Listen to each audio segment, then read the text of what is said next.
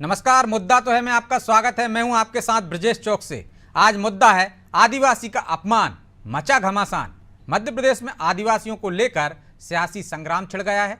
पूर्व विधायक कमलेश शाह को गद्दार और बिकाऊ कहने पर बीजेपी ने नकुलनाथ की घेराबंदी शुरू कर दी है। बीजेपी उनके बयान को आदिवासियों का अपमान बता रही है। जाहिर है कि छिंदवाड़ा समेत कई सीटों पर आदिवासी वोटर्स निर्णायक भूमिका में होते हैं, लिहाजा आदिवासियों के मान सम्मान पर बार पलटवार शुरू हो गया है। लेकिन ऐसे में क्या ये समझा जाए कि नकुलनाथ ने बैठे बिठाए बीजेपी को मुद्दा दे दिया है? क्या उनके बयान का असर आदिवासियों पर पड़ेगा? आखिर 24 के दंगल में आदिवासी किसका मंगल करेंगे? आज इन तमाम पहलुओं को समझने की कोशिश करेंगे, लेकिन पहले देखिए ये रिपोर्ट।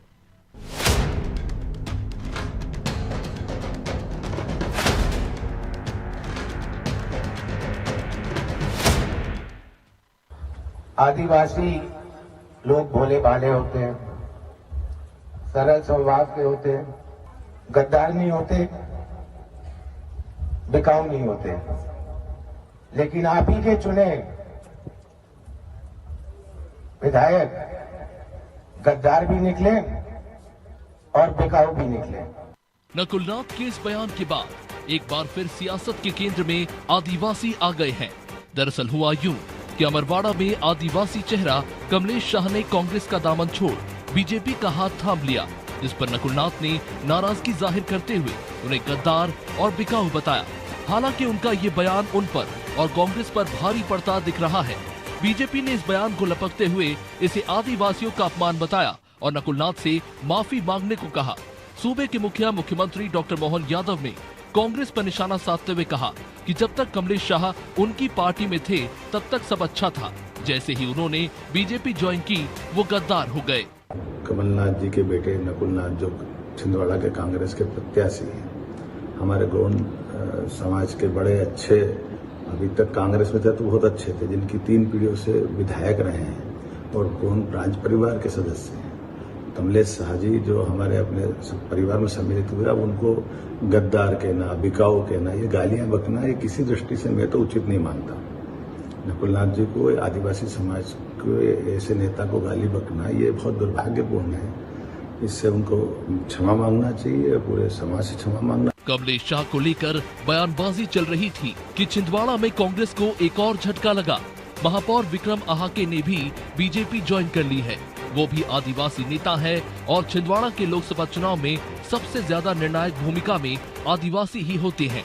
अमरवाड़ा में एक बड़ा तबका आदिवासी वोट बैंक का है। ऐसे में बीजेपी आदिवासियों के सहारे कांग्रेस को टारगेट कर रही है, जिस पर कांग्रेस ने भी पलटवार किया। पैसों के लालच में भारतीय जनता पार्टी को ज्वाइन किया है। निश्चित तौर पर आदिवासी का अपमान भारतीय जनता पार्टी कर रही है।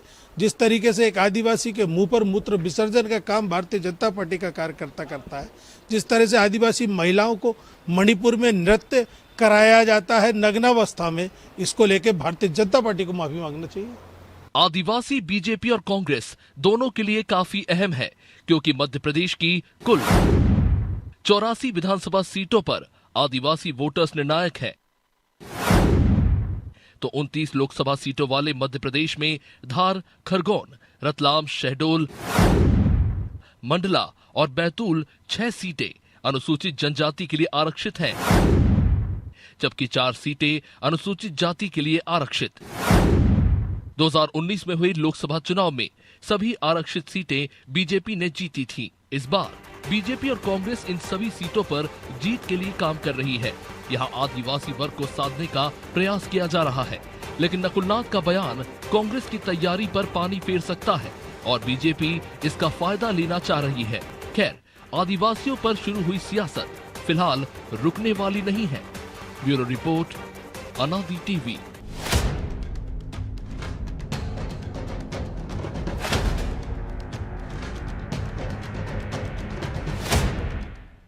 इस मुद्दे पर चर्चा के लिए हमारे साथ जुड़ गए हैं शिवम शुक्ला, बीजेपी प्रवक्ता हैं, अजय शाह, कांग्रेस प्रवक्ता हैं, और चैतन्य भट्ट, वरिष्ठ पत्रकार। तीनों मेहमानों का बहुत बहुत स्वागत है। अजय जी, शुरुआत आपसे ही करते हैं। आप सुन पा रहे हैं मुझे? बिल्कुल सुन पा रहा हूँ साहब। अजय जी, कांग्रेस में रहे आदमी आपकी पार्टी में रहे तो वफादार है, दूसरी पार्टी में चला जाए तो गद्दार हो जाता है, बिकाऊ हो जाता है। क्या वो गुलाम है क्या कांग्रेस का? लोकतंत्र कहीं भी जा सकता है, लेकिन आप उसे गद्दार कहने लगते हो, बिकाऊ कहने लगते हो। सब ऐसा है, मन आज बहुत उदास है, क्योंकि सत्ता की चाबी जुमलेबाज और झूठ बोलने वालों के पास है। एक डरा हुआ तानाशाह एक मरा हुआ लोकतंत्र चाहता है, सभी संस्थाओं पर अपना कब्जा चाहता है, सभी विरोधी पार्टियों को ईडी, सीडी, सीबीआई का डर दिखाकर तोड़ना और खामोश करना चाहता है। मीडिया पर भी वो संपूर्ण नियंत्रण चाहता है। लेकिन आप ये बताइए, जो लोग आज गर्वोक्ति से कहते हैं कि 400 पार या यहाँ पे 29 की 29 हम सीट लेंगे, वो ऐसी क्या हरगर्मी है कि वो डरे हुए हैं। अधिकांश उम्मीदवार लाए हैं उधार, दावा कि हम जाएंगे 400 पार। लेकिन अजय जी, मैं ये कह रहा हूं, आप ही ने कहा अभी कि तानाशाह, जुमलेबाज के हाथ में सत्ता की चाबी है। हमने तो सुना था मध्य प्रदेश में सत्ता की चाबी आदिवासियों के पास है, और कोई भी व्यक्ति, कोई भी राजनीतिक दल ये चाबी अपने पाले में क्यों नहीं लाना चाहेगा? तो यदि आदिवासी नेता आ रहे हैं उनके पास, तो वो क्या बिकाऊ हो गए? आप बताइए, ये जो आए विक्रम के महापौर, आप ही ने कहा था कि जमीन से जुड़े नेता हैं, माँ आंगनवाड़ी कार्यकर्ता है, इन्हें कौन सा ईडी सीबीआई का डर हो जाएगा 6 महीने में? और जो शाहजी आए हैं विधायक, उन्हें कौन सा डर है? मैं आपको बताऊं, इनकी जब रानी साहिबा नगर परिषद की अध्यक्षा थी, एक वो हुआ था मर्डर, उसमें आरोपित हैं महारानी माधवी शाह। ये किसी को नहीं मालूम, मैं आपको बता रहा हूं। ये दबाव है, सत्ता में आज बीजेपी है, उसी का डर उनको दिखाया था कि भैया देख लो, नहीं तो अंदर कर देंगे केजरीवाल को, अगर हम कर सकते हैं तुम कहा किस केस की मूली हो। और सबसे बड़ी बात तो यह है कि मैं इनसे यही बोल रहा हूं ना, पूरी की पूरी आसुरी शक्ति वहां लगी हुई है। महाभारत काल में भी वो कंस ने जितने भी उनके विरोधी थे सबको जेल में डाल दिया था या चुप कर दिया था। ये मोदी जी और उनकी गैंग उसी के ऊपर आधारित है। लेकिन मैं आपको बता रहा हूं कि जो लाक्षागृह में जिस तरह सत्य महाभारत काल में भी बाहर निकल के आया था, इस बार का लाक्षागृह जो इन्होंने बनाया है कांग्रेस या इंडिया गठबंधन के लिए, उसी लाक्षागृह में ये दफन कर देगी कांग्रेस और इंडिया का गठबंधन।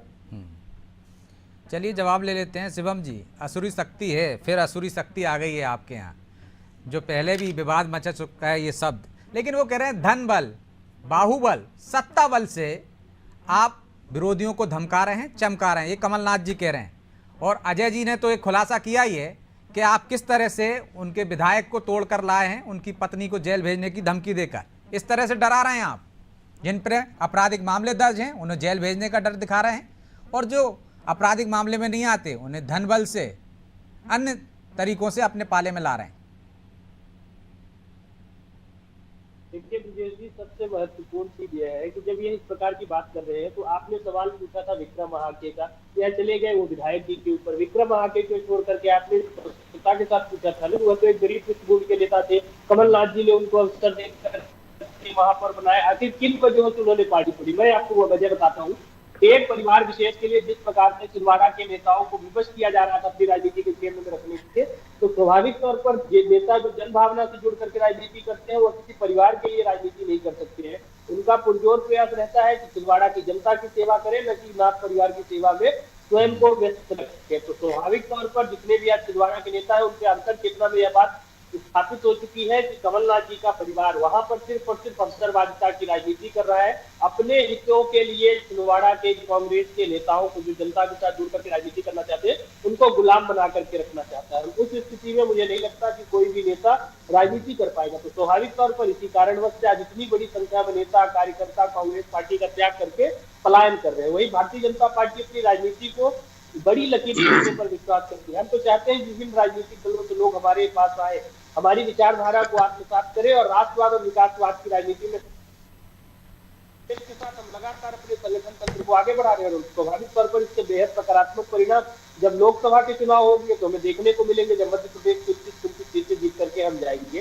जो तानाशाही का विषय रहा। तानाशाही तो अगर आपको अप्रतिम उदाहरण देखना होगा तो आपको इंदिरा जी के समय जाना चाहिए, जब आपातकाल लगाया गया, जब देश की सिविल लिबर्टीज को बंद कर दी गई। आज तो मीडिया भी स्वतंत्र है, विपक्ष भी स्वतंत्र है, तमाम तरीके से आलोचना, चर्चा, विमर्श चल रहा है, हर व्यक्ति को अपनी बात कहने की आजादी है। हाँ, यह जरूर है कि जिन लोगों के कारनामे ही काले हैं, जिनके ऊपर कई प्रकार के भ्रष्टाचार के मुकदमे हैं, जिन्होंने भ्रष्टाचार को प्रमाणित करके रखा है, तो उनको तो न्यायालय भी राहत नहीं दे रही है, न्याय के दरवाजे पर भी उनको मुंह की खानी पड़ रही है। और अगर इतना पास साफ है तो आप जाकर के देश में जो सर्वोच्च संस्थाएं हैं न्यायपालिका की, वहां पर सिद्ध करिए कि आपको अनैतिक रूप से फंसाया जा रहा है, लेकिन नहीं कर सकते क्योंकि इनको इस बात का पूरी तरीके से एहसास है कि इनके नेता और कार्यकर्ता जितने भी विपक्षी उनकी राजनीति। लेकिन शिवम जी, सिर्फ गद्दार और बिकाऊ कह देने भर से क्या एट्रोसिटी एक्ट लग जाता है क्या? आप तो शिकायत करने जा रहे हैं, चुनाव आयोग में शिकायत की अलग बात है, तो ये भी तो चमकाना ही हुआ ना एक तरह से। एक प्रकार से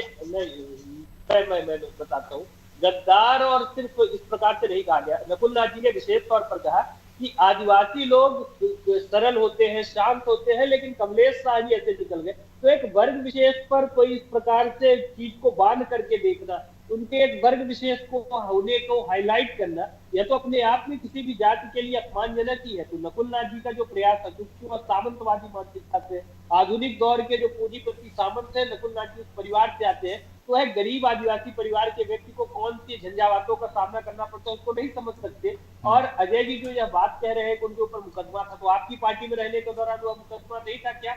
आज भारतीय जनता पार्टी में आने तक उन्हें उस मुकदमे की जानकारी भी, यह तो पूरी तरीके से बातें हैं। छिंदवाड़ा की जनता अपना मन और विचार बना चुकी है और स्वाभाविक तौर पर जो जनभावना होगी उसी के अनुरूप वहाँ के नेताओं को भी चलना होगा। अगर जनभावना प्रधानमंत्री की और भारतीय जनता, तो अजय जी छोटा सा जवाब, वो कह रहे हैं मुकदमा तो पहले से ही दर्ज था, लेकिन जितने भी आदिवासी नेता या छिंदवाड़ा के लोग आ रहे हैं वो इस वजह से आ रहे हैं कि वहां पे परिवारवाद हावी है, पुत्र मोह हावी है, एक परिवार की सेवा करना मजबूर कर रहे हैं उनको, वो जनता की सेवा करना चाहते हैं। एक राष्ट्रोत्पादन मैंने अब कर दिया, अब मैं दूसरी बात कह रहा हूँ। बंटी साहू कौन है, कहां से आए हैं, शायद मेरे छोटे भाई को नहीं मालूम। दूसरी बात सुन लीजिए, है ना, बंटी साहू के अगेंस्ट जितने भी वहां पे पुराने बीजेपी के एमपी और एमएलए हैं वो सब उसके खिलाफ है। और आप देखिएगा कि किस तरह उस बंटी साहू को, जो बीजेपी का कैंडिडेट है, कांग्रेस से आया हुआ है, उसकी दुर्गति वो करेंगे। अब मैं तीसरी बात कह रहा हूं, इन्होंने विक्रम हाटी की बात की, मैं इन्हीं की नेता को कोट करता हूं साहब, पैसा खुदा तो नहीं लेकिन खुदा की कसम खुदा से कम भी नहीं। किसने कहा था साहब? वो भी आदिवासी नेता थे। आदिवासी। दूसरी बात और सुन लीजिए, इन्होंने आदिवासी अस्मिता की बात की है। उस दिन भी क्या कहा गया था अमरवाड़ा में, व्यक्तिगत कहा था कि भाई आपका विधायक किसी आदिवासी कौम को उन्होंने गाली नहीं दी थी। कैसे हम गाली दे सकते हैं? 22% है आदिवासी यहाँ पे किसी की सत्ता, जिसके ज्यादा विधायक होते हैं आदिवासी, वही सत्ता दिन होती है। इतना बेवकूफ कोई भी नहीं होगा। लेकिन मैं इनसे पूछना चाहता हूं, मूत्र विसर्जन किसने किया था मध्य प्रदेश से आदिवासी के चेहरे पे? मणिपुर में आदिवासी महिलाओं पे नग्न करके उनके प्राइवेट पार्ट को, मुझे तो शर्म भी आती है। और बलात्कार किसने किया था? बीजेपी की डबल इंजन की सरकार ने। और अभी कल की बात है, आपने भी देखा है कि अनादि टीवी ने भी, मैं देख रहा था कि राष्ट्रपति जी खड़ी हैं और हमारे 56 इंची से सीना के पीएम साहब ब्रिजेश जी, मैं इस चीज का जवाब देना चाहूंगा। नहीं है क्या आदिवासी का अथवा सुधार नहीं रहना चाहिए, इसका मैं जवाब देना चाहूंगा। जो इन्होंने माननीय राष्ट्रपति महोदया के बारे में टिप्पणी की है, सबसे पहले तो अजय शाह जी और इनकी पार्टी को प्रोटोकॉल नहीं मालूम है। राष्ट्रपति महोदय जब किसी को कोई भी रत्न अलंकृत करते हैं, चाहे वह पद्म विभूषण हो, भारत रत्न हो या पद्म भूषण हो, तो स्वाभाविक तौर पर जो व्यक्ति उस पुरस्कार को अनुग्रहित करता है वह और राष्ट्रपति महोदय खड़े रहते हैं। बाकी जितने भी उपस्थित जन है उनके लिए जो प्रोटोकॉल है उसमें बैठने का प्रावधान है। क्योंकि आडवाणी जी की उम्र ज्यादा है तो स्वास्थ्य कारणों से वह उस पुरस्कार को खड़े होकर के ग्रहण नहीं कर सकते, इस वजह से वह वहां पर बैठी हुई मुद्रा में थे। और अगर वह स्वस्थ होते तो स्वाभाविक तौर पर राष्ट्रपति भवन जाकर के पुरस्कार को ग्रहण करते, लेकिन अपने अस्वस्थता की वजह से वह खड़े नहीं हो पाए और राष्ट्रपति महोदय ने उनको खड़े होकर के पुरस्कार दिया। और प्रधानमंत्री जी प्रोटोकॉल के पालन के लिए, लेकिन वो आडवाणी जी की बात थोड़ी नहीं कर रहे हैं, वो तो प्रधानमंत्री जी की बात कर रहे हैं। तो मैं क्या कह रहा हूँ कि वहां पे प्रोटोकॉल है, जब राष्ट्रपति महोदय किसी को पुरस्कार देते हैं, अगर आपने राष्ट्रपति भवन की भी तस्वीरें देखी होगी तो वहां पर सिर्फ और सिर्फ राष्ट्रपति महोदय खड़े होते हैं और उसके पश्चात पुरस्कार का वितरण किया जाता है। बाकी जितने भी उपस्थित जन रहते हैं, प्रधानमंत्री समेत बाकी जितने भी वहां पर जिनको बुलाया जाता है, सभी को सिटिंग पोजीशन में। तो अजय जी, आप करें तो सही है, आप कहें गद्दार हैं, बिकाऊ हैं तो सब सही है। वो यदि खड़े भी नहीं होते तो आप आदिवासियों के अपमान से जोड़ देते हैं। वो तो कह रहे हैं ये व्यवस्था ऐसी है। आपने खुद देखा, आपको भी हंसी आई होगी और अनादि टीवी के दर्शक भी हंस रहे होंगे जिस तरह से मेरे भाई ने उसको मैंने क्या कहा था, आपने टोका भी, लेकिन इनको शर्म थोड़ी होती है तब। किस तरह से जब राष्ट्रपति खड़े होंगे तो पीएम वहां बैठा हुआ है, महिला राष्ट्रपति क्यों है? आपकी पीड़ा इस बात को लेकर के कि गरीब माँ का बेटा प्रधानमंत्री क्यों है? अनादि के दर्शकों देखिए किस तरह से परिवार से आने वाले लोग आपकी पीड़ा का विषय यही है। आप उस चीज को डाइजेस्ट नहीं कर पा रहे कि सामान्य पृष्ठभूमि गरीब परिवारों से आने वाले लोग। चलिए मैं लौट रहा हूँ आप दोनों के पास, ठीक है। चेतन जी को भी चर्चा में शामिल कर लेता हूँ। चेतन जी, फिर मध्य प्रदेश की सियासत में चुनाव के दौरान आदिवासी केंद्र में आ गए, क्या नकुलनाथ चूक कर गए हैं? ये मुद्दा कांग्रेस को नुकसान पहुंचाएगा? देखिए ब्रजेश जी, ये मेरी आवाज गूंज रही है, आप इसको ठीक करवाएं जी। आदिवासी निश्चित रूप से दोनों ही पार्टियों के लिए बहुत महत्वपूर्ण है, क्योंकि जैसा कि आपने अपने रिपोर्ट में भी बताया कि काफी संख्या की जो सीटें हैं वो आदिवासी बाहुल्य मानी जाती है, तो उनमें कहीं ना कहीं आदिवासियों का एक प्रभाव क्षेत्र माना जाता है। सवाल इस बात का है कि नकुलनाथ ने क्या कहा। नकुलनाथ ने ये कहा था कि आदिवासी ना तो बिकाऊ होते हैं ना गद्दार होते हैं, लेकिन आपके ही बीच का एक व्यक्ति जो है वो गद्दार है और बिकाऊ है। उन्होंने तो आदिवासी समाज को तो गद्दार नहीं कहा ना बिकाऊ कहा, उन्होंने तो उसकी तारीफ की कि भोला भाला होता है और न बिकाऊ होता है न गद्दार होता है। गद्दार तो बहुत आम बात है। आप चार मित्र होते हैं और अगर कोई एक बदमाशी कर जाता है तो यही कहते हैं अरे साला गद्दार निकल गए। तो इसलिए मुझे लगता नहीं कि कोई आदिवासी समाज का कोई अपमान किया हो, लेकिन ये बात सही है कि भारतीय जनता पार्टी किसी भी बयान को किस तरह से ट्विस्ट करती है, ये उसकी अपनी स्टाइल। अब उन्होंने उसको आदिवासी अस्मिता से जोड़ दिया कि इन्होंने पूरे आदिवासी समाज का अपमान किया है। आदिवासी समाज का अपमान किया तो तमाम और भी पुरानी घटनाएं हैं जिसमें बीजेपी कटघरे में खड़ी होती है। मुझे तो लगता है कि आदिवासी एक ऐसा वास्तव में बहुत भोला भाला एक व्यक्ति होता है। आप देखिए कि आदिवासी हमारे महाकौशल में तो बहुत से इलाके आदिवासी बाहुल्य हैं, लेकिन उनकी स्थिति आज भी वैसी की वैसी है। जल जंगल और जमीन की लड़ाई आदिवासी बरसों से लड़ रहे थे। अभी पिछले दो वर्ष पहले मध्य प्रदेश में पैसा कानून लागू हुआ है जो 96 में लागू हो जाना चाहिए। ये बात जरूर है कि जो आदिवासी लोगों का प्रतिनिधित्व करते हैं उनकी स्थिति में बहुत सुधार आ गया। चाहे हमारे यहाँ के आप फग्गन सिंह कुलस्ते को देख लें और दीगर लीडर्स को देख लें, लेकिन आदिवासियों की स्थिति में अभी कोई फर्क आया नहीं।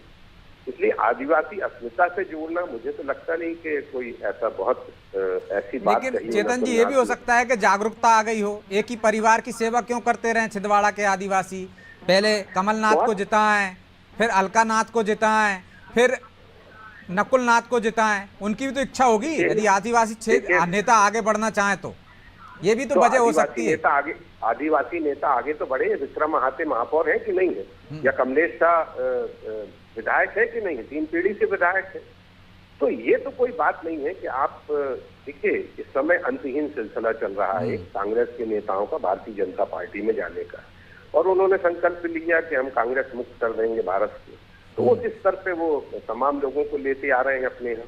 लेकिन आप ये सोचिए कि जिन तमाम लोगों को आप ले रहे हो, उनको सम्मानित कर रहे हो, तो आपके जो खांटी कार्यकर्ता हैं जो आपकी बरसियों से पार्टी की सेवा कर रहे हैं बिना किसी स्वार्थ के, जो दरी फट्टा उठा रहे हैं, जय जयकार कर रहे हैं, उनके दिनों पर दिमाग से क्या गुजरती होगी। आपने तो देखा भी प्रहलाद जी पटेल ने बयान दे दिया कि हमने कचरे का डिब्बा बना के रखा है, जो आ रहे हैं उसमें कुछ गीला कचरा है, कुछ सूखा कचरा है। तो अब जिस तरह से आने वालों को कचरा कहा जा रहा है, या नहीं, वो तो जीतू पटवारी के बयान पे था। जीतू पटवारी ने कहा कि जितने भी गए हैं वो कचरा है, तो उन्होंने कहा मोदी जी ने कचरे की भी व्यवस्था कर रखी है। जिसके भी बयान पे है, लेकिन आप ये तो कह सकते थे कि हमारे लिए, आपके लिए कचरा हो सकता है, हमारे लिए तो वो बहुमूल्य है, लेकिन आपने तो उनको कचरा कह दिया ना कि एक गीला कचरा, एक सूखा कचरा है और एक मेडिकल वेस्ट है। सवाल इस बात का है कि देखिए, ये इसमें कोई संदेह की बात नहीं कि भारतीय जनता पार्टी अपने आप को बहुत विस्तृत करना चाहती है और आज भी वो विश्व की सबसे बड़ी पार्टी, इसमें भी कोई संदेह की बात नहीं। लेकिन मुझे लगता है कि जब इतनी सशक्त पार्टी है तो फिर इस तरह के लोगों को लेने की क्या जरूरत है जो बरसों से किसी पार्टी की विचारधारा का समर्थन कर रहे थे और अचानक आपकी विचारधारा का समर्थन करने लगे। जो कल तक आपको गालियां देते थे वो आज आपकी तारीफ में कसीदे पड़ रहे। जो उस पार्टी का नहीं हुआ वो आपकी पार्टी का कैसे हो सकता है? सवाल इस बात का है कि आपकी आस्था किसमें है। अगर व्यक्ति, ऐसा नहीं कि बहुत से लोग जो अभी कांग्रेस में, आस्था का कहाँ सवाल है कि आस्था किसमें है? ये तो लोकतंत्र है। यदि विधायक ने इस्तीफा दिया तो जनता के बीच में जाएगा, जनता तय करेगी कि तुमने निर्णय सही लिया है कि गलत लिया है। नहीं तो वो जब जाएगा तब की बात है ना। अभी तो आपने उसको अपने दल में शामिल कर लिया। अब जब विधायक वो देगा, इस्तीफा देगा, जनता के बीच में जाएगा, तब जनता समझेगी उसको कि ये गद्दार है कि नहीं है। तो शिवम जी, ये तो जनता तय करेगी कि गद्दार है कि नहीं, लेकिन आप लोग ट्विस्ट दे देते हैं हर मामले में। यदि आप आदिवासी अपमान का मामला उठा रहे हैं, एक उंगली उन पर उठा रहे हैं, तो बाकी की 3 आप पर भी उठ रही हैं। हम ट्विस्ट देने का काम नहीं करते, ये तो जनता के विवेक के ऊपर है कि वह इन विषयों पर, किसकी बातों पर विश्वास करती है। हमारा तो दृढ़ विश्वास है कि जिस प्रकार से कांग्रेस के नेता आदिवासी नेताओं के ऊपर हमलावर है, उनका जवाब जनता आने वाले लोकसभा के चुनाव में देने का काम करेगी। और मध्य प्रदेश की जनता पूरी तरीके से कृत संकल्पित है छिंदवाड़ा समेत उनकी प्रधानमंत्री की विकासवादी और राष्ट्रवादी राजनीति को अपने उपहार के रूप में समर्पित करने के लिए। और स्वाभाविक तौर पर यह चुनाव भी उसी दिशा में आगे बढ़ रहा है। भारतीय जनता पार्टी अपनी पूरी रणनीति के साथ आगे बढ़ रही है।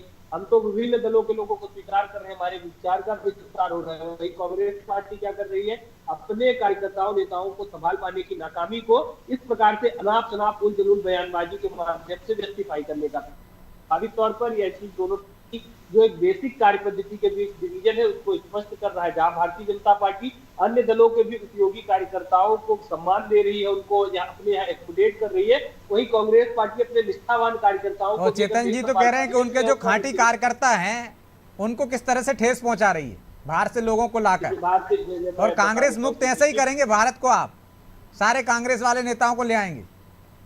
देखिए विजय जी, हमारे यहाँ पर जो व्यक्ति हमारे यहाँ पर आ गया वह फिर खाकी ही हो गया। इसमें कोई विरोधाभास नहीं रह जाता है कि हम कार्यकर्ताओं को दो प्रिज्म के साथ देखें। भारतीय जनता पार्टी की विचारधारा को स्वीकार किया, पार्टी नेतृत्व उनकी योग्यता के अनुरूप उनको। लेकिन शिवम जी, एक और ट्वीट है, आपके ही नेता हैं डॉक्टर हितेश वाजपेयी, प्रवक्ता हैं, वो इसको कौरव और पांडवों का रण बता रहे हैं और कह रहे हैं कि भीष्म पितामह की व्यवस्था थी कि वो कौरवों की तरफ से युद्ध लड़ रहे थे, लेकिन यहाँ पांडव बीजेपी को मान सकते हैं आप, भीष्म पितामह कमलनाथ को ना माने। तो क्या इशारा कर रहे हैं कि कमलनाथ जी मजबूरी में उधर लड़ रहे हैं? कुछ सांठगांठ तो नहीं है आप लोगों की? भारतीय जनता पार्टी तो खुले पूरे साथ राजनीति करती है, किसी की चीज नहीं, लेकिन हाँ स्वाभाविक तौर पर कमलनाथ जी भी एक वरिष्ठ नेता है। राहुल गांधी जी के पूरी के द्वारा जिस प्रकार से उनको किया गया है, तो अपमान का घूंट पीने के बाद वो वहां पे राजनीति कर रहे हैं, तो स्वाभाविक तौर पर तो एक सॉफ्ट कार्नर है बीजेपी का कमलनाथ जी के प्रति। अजय जी, कहीं ये सांठगांठ तो नहीं है कि सहमति से जा रहे हो? सब प्रॉब्लम क्या है कि जिस तरह से एक्सपोज हुए हैं और सुप्रीम कोर्ट ने एक्सपोज किया है इलेक्ट्रल बॉन्ड पे, चंदा मामा दूर के बॉन्ड के अरे तो जरिए 1500 दूसरे, ये है बीजेपी। अब मैं एक चीज और बता दूं, देखिए सुन लीजिए, आप बोल रहे थे, मैं नहीं बोल रहा था, इनको चुप कराइए, इनको चुप कराइए। जब वो ये बोल रहे थे चुप था।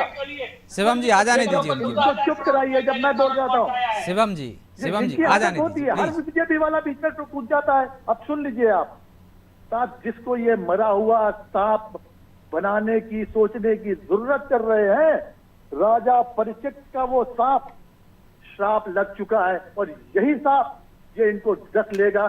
सिर्फ छिंदवाड़ा में ही नहीं, पूरे मध्य प्रदेश में 5 से 6 सीटों पे हम विजयी होके बताएंगे। लेकिन आपके तो नेता राहुल गांधी कह रहे हैं कि 180 तो जीतना तय मान रहे हैं वो। कह रहे हैं 180 से ऊपर नहीं जा पाएंगे यदि बाकी का उपयोग नहीं करें, तो मतलब 180 तो आ ही मैं रही तो है ना। मध्य प्रदेश की बात कर रहा हूँ साहब, मैं तो मध्य प्रदेश की बात कर रहा हूँ, जहां ये 29 की 29 लेना चाहते हैं। मैं इनको चैलेंज बोलता हूँ, कम से कम 5 सीटों पर हम विजयी होकर बताएंगे। ठीक, तो चेतन जी कहीं हांडी में कुछ और तो नहीं पक रहा है? जिस तरह से एक सॉफ्ट कॉर्नर कमलनाथ जी के प्रति आ रहा है, कुछ नेता अलग बयान दे रहे हैं, कुछ उनके साथियों को तोड़ रहे हैं, पच पा रहा है ये सब?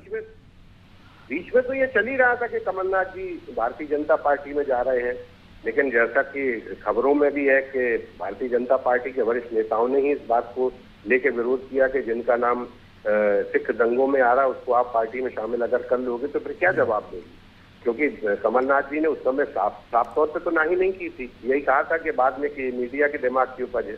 तो देखिए आज की तारीख में कौन कहाँ चला जाए ये कोई नहीं कह सकता, इवन ना कोई ज्योतिषी बता सकता है ना भगवान बता सकता है।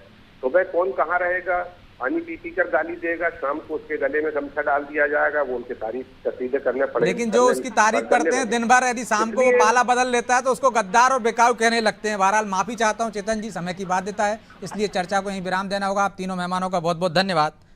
तो आदिवासी अस्मिता का सवाल उठाया जा रहा है, लेकिन बीजेपी पर भी उंगलियां उठ रही हैं। क्या ये मुद्दा कारगर होगा लोकसभा चुनाव में? ये तो आने वाला समय बताएगा। लेकिन आदिवासी मध्य प्रदेश की राजनीति में केंद्र में रहे हैं पहले भी और अब भी हैं। अब इसका कितना फायदा बीजेपी उठा पाएगी, और जो 29 सीटें जीतने का लक्ष्य लेकर चल रही है, क्या वो इसी तरह से कमलनाथ के गढ़ में सेंध लगाकर उसे भी हासिल कर लेगी? इसके लिए इंतजार करना होगा। बहरहाल मुद्दा तो है। मैं इतना ही, मुझे दीजिए इजाजत और आप देखते रहिए अनादि टीवी। नमस्कार।